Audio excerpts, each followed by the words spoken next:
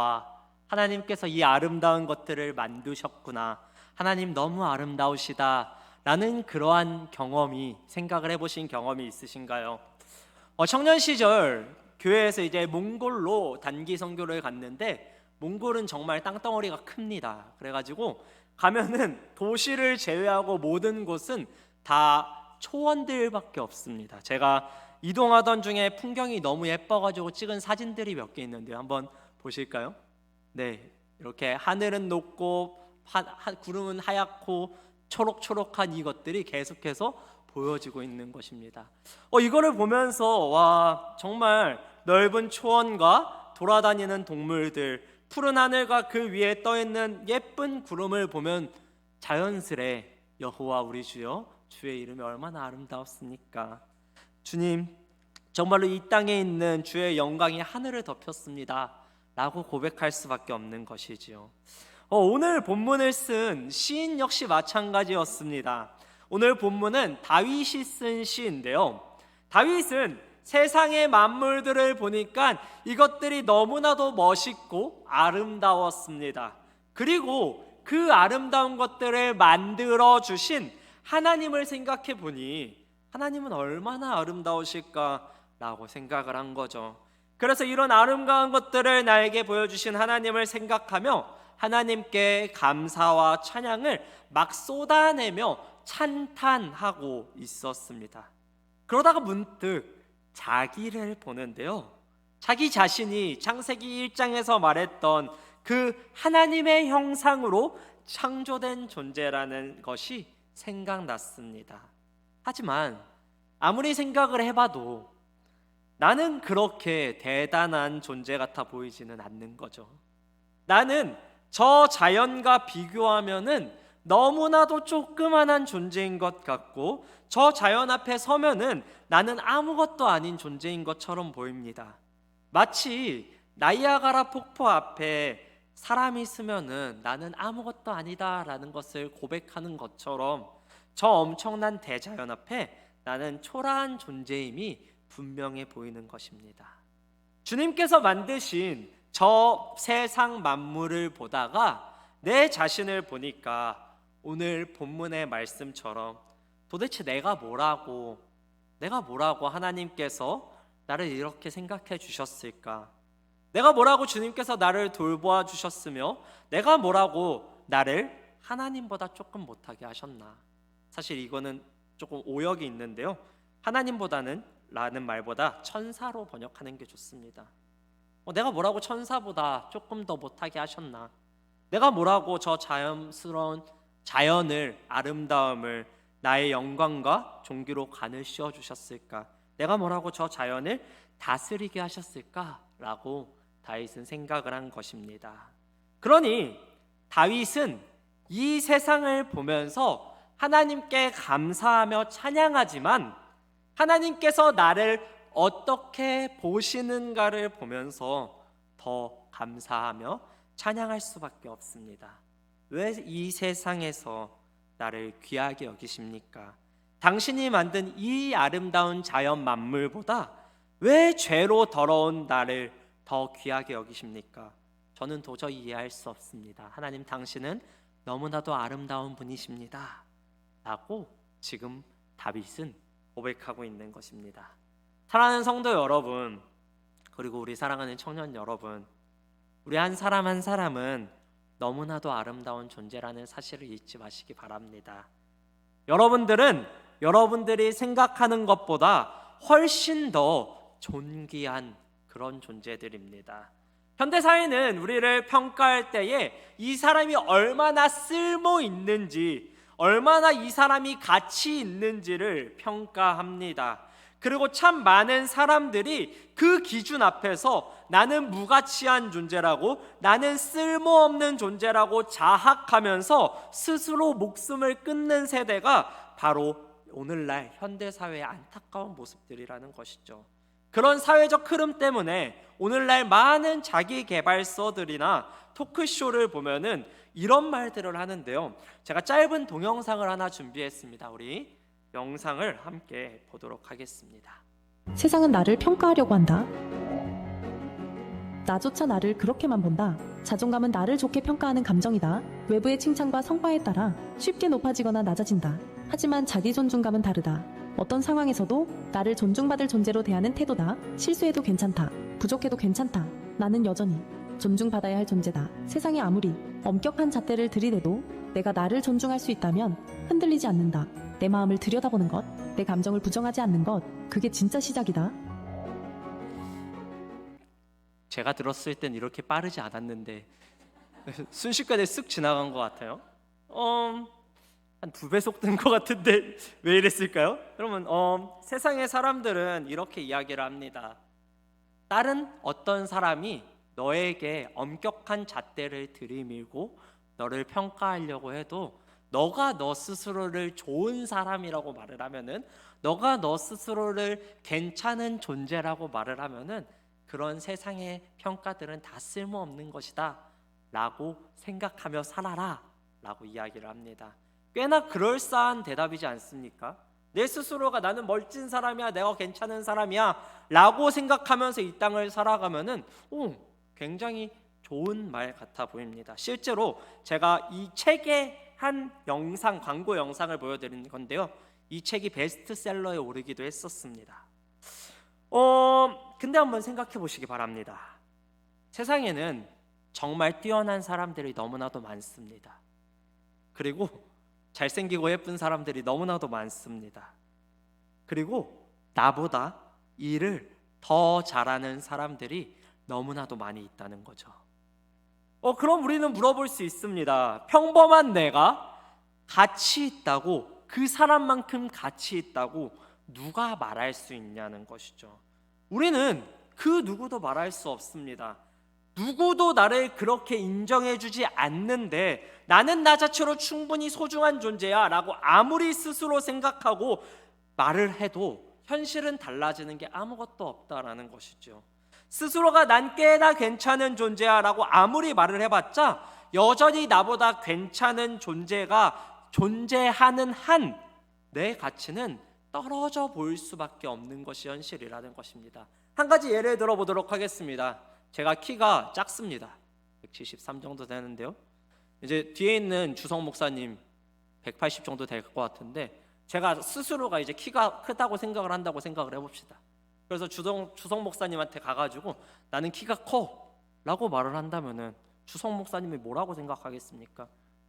맞아, 키 커요 목사님, 근데 좀 크네요 라고 생각하지 않겠냐는 거죠. 이거는 정신승리에 불과하다는 것입니다. 스스로가 나는 키가 큰 존재야, 나는 괜찮은 존재야 라고 말을 한다는 것은 정신승리에 불과하다는 거예요. 하지만 다윗은 그렇게 생각하지 않았습니다. 다윗은 이 세상의 모든 것들을 하나님께서 만드신 아름다운 것으로 이해하고 받아들였습니다. 그리고 나라는 존재에 대한 가치 역시 하나님께 있음을 다윗은 이해했습니다. 내 존재의 근원이 하나님께 있다는 것을 다윗은 알았던 것입니다. 비록 스스로를 바라볼 때에 내가 아무것도 아닌 존재처럼 보이지만 4절의 말씀처럼 하나님께서 나를 생각하시며 하나님께서 나를 돌보고 계시기 때문에 나라는 존재가 전능자가 돌보시고 전능자가 생각하고 있는 존재이기 때문에 나라는 존재 자체로 괜찮은 사람이다 라고 생각하는 것입니다. 이거는 오직 하나님께서 살아계시고 그분이 모든 것을 통치하시고 우리를 돌보신다는 믿는 사람들의 세계관 안에서만 가능한 일입니다. 내가 비록 성취한 것이 별로 없고 내 외모도 참 내세울 것이 없지만, 나의 어떤 조건이 뛰어나지 않지만 세상적인 관점에서 볼 때 나라는 존재는 어쩌면 평범하거나 부족한 존재일 수 있지만, 그럼에도 불구하고 내가 가치 있는 존재로 설 수 있는 것은, 그럼에도 불구하고 내 존재 자체로 괜찮은 존재라고 말하고 다닐 수 있는 것은 나를 위대하다고 여기시는 하나님이 존재하기 때문이라는 것입니다. 세상의 사람들은 너가 스스로 괜찮은 존재라고 생각하면 괜찮은 존재가 돼 라고 말하지만, 우리 믿는 그리스도인들은 하나님께서 나를 괜찮은 존재라고 봐주시기 때문에 나는 괜찮은 존재다 라고 세상 속에서 말하고 다닐 수 있다라는 것입니다. 그럼 우리가 어떻게 이것을 확인할 수 있습니까? 하나님은 우리 한 사람 한 사람이 하나님께서 귀하게 여기는 존재라는 것을 알려주시기 위해서 하나님이신 그분이 참 사람이 되셨습니다. 우리 한번 예수님을 생각해 보도록 합시다. 여러분, 예수님을 오늘날 세상의 가치로 판단하면은 어떻게 판단할 수 있을 것 같습니까? 우리 믿는 사람들의 입장에서 말고 믿지 않는 사람들이 예수님을 평가한다고 했을 때 어떻게 평가받을 수 있겠습니까? 그분은 오늘날의 언어로 평가하면은 루저였습니다. 실패자였죠. 왜 이렇게 유명해졌는지 이해할 수 없을 만큼 이루어낸 성취는 하나도 없어 보입니다. 소크라테스, 아리스토텔레스만큼 그분을 따르는 제자들이 많았던 것도 전혀 아닙니다. 고작 12명의 제자들이 따라다닌 게 다였어요. 그렇다고 예수님 집안이 뭐 빵빵했었나요? 아니요. 예수님의 아버지 요셉은 당시 천대받던 목수였었고, 예수님의 어머니 마리아는 세상의 사람들이 볼 때에 사고를 쳐서 결혼한 율법을 어긴 사람에 불과했습니다. 게다가 예수라는 작자가 이룬 업적이라고 말하는 것은 십자가에 달렸다는 것을 업적이라고 말을 합니다. 당시 십자가는 혐오와 경멸의 상징이었습니다. 그래서 로마 시민들은 이 야만적인 형벌이 로마 시민의 육체는 물론 로마 시민들의 생각과 시야, 그리고 심지어 귀에서조차 완전히 사라져야 한다고 생각을 했었습니다. 그러니 세상의 관점에서 예수는 그냥 경멸스러운 심판을 받은 죄수일 뿐이라는 것이죠. 이뿐인가요? 예수님은 스스로가 신이라고, 하나님이라고 이야기를 합니다. 그런 예수님을 보니까 사람들은 그를 향해서 미쳤다고 손가락질을 하는 거죠. 심지어 마가복음 3장 21절의 말씀을 보면은 예수님의 친족들조차, 예수님의 형제들조차 예수님을 가리켜서, 예수님을 향하여서 손가락질하면서 미쳤다라고 이야기를 합니다. 보십시오. 세상의 눈으로 예수님을 바라보면은 그는 보잘것 하나 없고 좋게 평가할 것이 하나도 없는 정신 나간 정신병자에 불과합니다. 그렇지만 하나님께서 이 세상을 창조하시고 이 모든 걸 다스리는 세계 안에서 예수 그리스도를 한번 생각해 보시기 바랍니다. 신약 성경을 보면은 시편 8편의 본문을 히브리서 기자가 인용을 하는데요, 굉장히 충격적으로 인용을 합니다. 먼저 오늘 본문이었던 4절과 5절 말씀을 다시 한번 읽어볼까요? 오늘 본문 4절과 5절 말씀 우리 함께 읽도록 하겠습니다. 함께 읽겠습니다. 시작. 사람이 무엇이기에 주께서 그를 생각하시며 인자가 무엇이기에 주께서 그를 돌보시나이까. 그를 하나님보다 조금 못하게 하시고 영화와 존귀로 관을 씌우셨나이다. 아멘. 다윗이 이 시를 쓸 때에 다윗은 나는 아무것도 아닌 존재지만 하나님이 인간을 이렇게 귀하게 여기신다 라고만 생각을 했었습니다. 그런데 히브리서 2장 5절에서 9절 말씀을 보면은 뭐라고 이야기를 하냐면요, 우리 히브리서 2장 9절 말씀 다시 한번 읽어보도록 하겠습니다. 히브리서 2장 9절 말씀입니다. 함께 읽겠습니다. 시작. 오직 우리가 천사들보다 잠시 동안 못하게 하심을 입은 자 곧 죽음의 고난 받으심으로 말미암아 영광과 존귀로 관을 쓰신 예수를 보니 이를 행하심은 하나님의 은혜로 말미암아 모든 사람을 위하여 죽음을 맛보려 하심이라. 아멘. 히브리서 기자는요, 이 말씀에 예수님을 적용합니다. 이게 무슨 의미일까요? 하나님께서는 우리에게 이렇게 말씀하시는 거죠. 너가 다른 대자연보다 아름답지 않더라도, 너가 어떤 죄를 저지른다고 할지라도, 너에게 어떠한 문제가 있다고 할지라도 세상의 사람들은 너가 아무것도 아닌 존재처럼 여기겠지만 내가 너를 귀하게 여긴다 라고 말씀을 하시면서 그 증거로 하나님이신 그분이 우리와 똑같은 삶을 살러 오신 것입니다. 사랑하는 성도 여러분, 우리의 삶은 존재 자체로 귀하고 가치 있고 아름다운 삶입니다. 왜냐하면요, 왜 우리의 삶이 귀하고 가치 있고 아름답냐면요, 하나님께서 직접 인간의 삶을 사셨기 때문입니다. 아멘이십니까? 하나님께서는 우리의 인생이, 우리의 존재가 아름다움을 보여주시기 위해서 그분께서 직접 사람이 되셔서 우리와 똑같은 인생을 사셨습니다. 따라서 우리 모두는 에베소서 2장 10절의 말씀처럼 이렇게 고백할 수 있는 것이죠. 우리 함께 에베소서 2장 10절 말씀 함께 읽겠습니다. 시작. 우리는 그가 만드신 바라 그리스도 예수 안에서 선한 일을 위하여 지으심을 받은 자니 이 일은 하나님이 전에 예비하사 우리로 그 가운데서 행하게 하려 하심이니라. 아멘. 여기서 그가 만드신 바라라고 되어 있는데 이 단어를 헬라어로 보면은 포이에마라는 단어로 번역할 수 있습니다. 이 포이에마라는 단어는 사실 포임이라는 영어 시의 어원이 되는 말인데요, 번역하면은 걸작품 정도로 해석할 수 있습니다. 그러니까 우리 모두는, 우리 한 사람 한 사람은 우리 자신이 스스로 볼 때의 세상의 가치 속에서 우리 자신을 평가할 때는 비록 모자란 존재일 수 있고 부족한 존재일 수 있지만 하나님께서 우리를 평가하실 때 우리 한 사람 한 사람은 그분의 걸작품이다 라고 평가해 주신다라는 것이죠.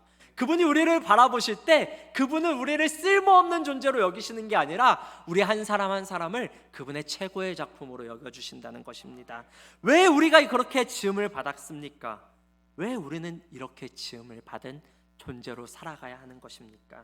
우리 아까 읽었던 에베소서 2장 10절 말씀 파란색 글씨만 다시 한번 읽어보도록 하겠습니다. 우리 파란색 글씨 함께 읽겠습니다. 시작. 그리스도 예수 안에서 선한 일을 위하여 지으심을 받은 자니. 네, 우리의 지으심의 목적이 여기에서 등장합니다. 우리는 한 사람 한 사람 모두가 선한 걸작품으로 이 땅 가운데서 살아가는데 왜 그 가운데서 살아가야 하냐면은 선한 일을 이 땅 가운데에서 행하게 하시기 위해서. 우리 한 사람 한 사람이 그저 루저 외톨이처럼 이 땅 가운데에서 살아가는 것이 아니라 이 땅 가운데에서 선한 일을 행하는 사람으로서 하나님의 아름다움을 이 땅 가운데에서 널리 보여주는 사람으로서 살아가게 하시기 위해서 우리를 지으셨다라고 오늘 성경은 말을 하고 있는 것입니다. 보십시오, 우리 모두는 하나님께서 만드신 귀한 걸작품들입니다. 그분의 형상을 닮은 존재들입니다. 하지만 우리의 행동을 보면 어떻습니까? 우리는 종종 그 목적에 맞는 행동들을 종종도 아닌 것 같아요. 너무나도 자주 안 하는 것 같습니다. 선한 일을 위해서 지음을 받은 자들인데 우리의 삶은 우리를 지으신 목적과 반대의 삶을 살 때가, 인간 이하의 짓거리를 할 때가 너무나도 많이 있다라는 것이지요.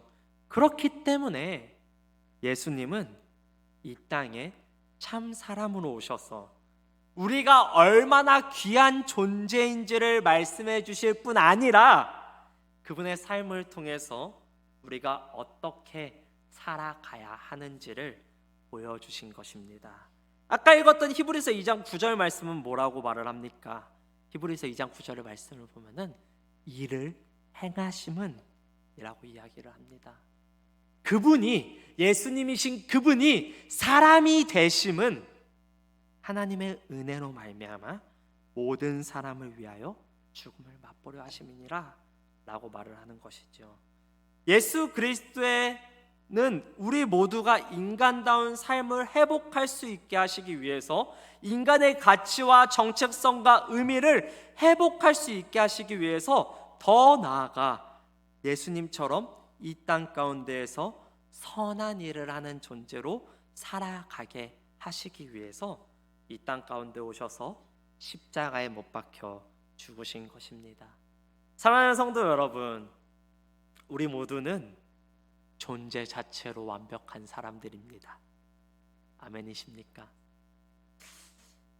왜냐면요, 세상이 말하는 것처럼 스스로를 귀한 존재로 존중하기 때문이 아니라요, 하나님께서 우리를 그분의 형상에 따라서 지으셨고 예수 그리스도께서 우리를 귀한 존재로 생각하시며 돌보아 주시기 때문에, 그분이 우리와 같이 사람이 되심으로써 우리와 같은 인생을 사셨기 때문에 우리 모두는 존재 자체로 완벽한 사람들, 그분의 걸작품들입니다.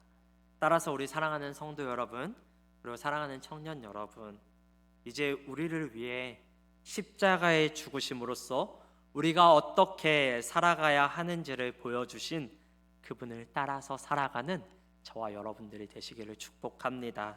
그분의 걸작품으로서 이 땅을 살아갈 때에 그 목적에 맞게 살아가는 저와 여러분들이 되시기를 축복합니다.